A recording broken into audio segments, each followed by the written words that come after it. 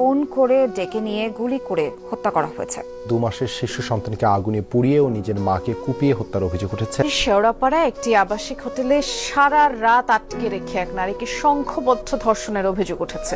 শ্রীনগরে এক্সপ্রেসওয়েতে শাহিদা আক্তার নামের এক তরুণীকে গুলি করে হত্যা। মধ্যরাতে কিশোরীকে সংঘবদ্ধ ধর্ষণের চাঞ্চল্যকর ঘটনায় দিনভর উত্তাল কক্সবাজারের চকরিয়া। কান্না আহাজারি থামছে না জারা হায়াত খানের পরিবারের। রাজধানীতে 5 জন মিলে ধর্ষণ ও হত্যার পর হাতির ঝিলে ফেলে দেওয়া হয় 8ম শ্রেণীর ওই কিশোরীর মরদেহ। ঢাকা রাজশাহী রুটে ইউনিক রোড রয়েলসের একটি বাসে ডাকাতি এবং ধর্ষণের ঘটনায় পুরো দেশে তোলপাড় চলছে। ছিনতাইয়ের স্বর্গরাজ্য রাজধানীর মোহাম্মদপুর। বাসার সামনেই ভয়াবহ ছিনতাইয়ের শিকার হন এক দম্পতি। পাবনার ঈশ্বরদীতে প্রকাশ্যে এক যুবলীগ কর্মীকে গুলি এবং কুপিয়ে হত্যা করেছে দুর্বৃত্তরা। চট্টগ্রামের আয়োজনে এক ব্যবসায়ীকে প্রকাশ্যে গুলি করে হত্যা করেছে সন্ত্রাসীরা।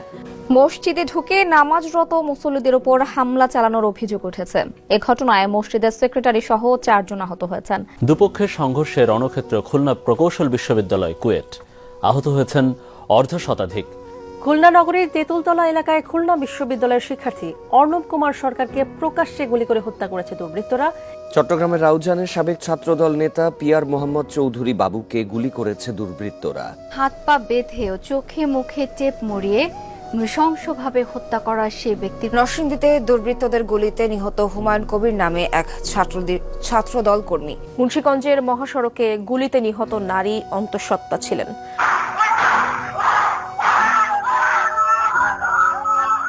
সুমন হালদারকে প্রকাশ্যে গুলি করে হত্যার। হোটেল সিগালের সামনের রাস্তায় হাঁটছিলেন গোলাম রাব্বানী টিপু। এ সময় কাছ থেকে তার মাথায় গুলি করে পালিয়ে যায় দুর্বৃত্তরা। কুষ্টিয়ার দৌলতপুরে এক ইউপি চেয়ারম্যানকে ইউনিয়ন পরিষদ কার্যালয়ের ভেতরেই গুলি করে হত্যা করেছে দুর্বৃত্তরা।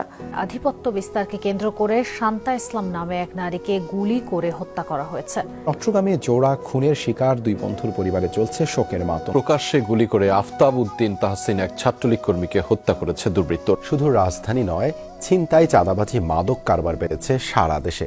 রাজধানীর গুলশানে 2 মানি এক্সচেঞ্জ ব্যবসায়ীকে কুপিয়ে বিপুল পরিমাণ অর্থ ছিনতাই করেছে দুর্বৃত্তরা। রংপুরে ক্ষুদ্র ও কুটির শিল্প মেলায় হাউজে খেলায় মফিজ পোলা নিয়ে 2 পক্ষের সংঘর্ষ হয়েছে। স্থানীয়তে ছিনতাইয়ের ঘটনা নতুন নয়, তবে এবার তোরাক থানা এলাকায় এসিড নিক্ষেপ করে ছিনতাইয়ের নতুন ধরন দেখা গেছে।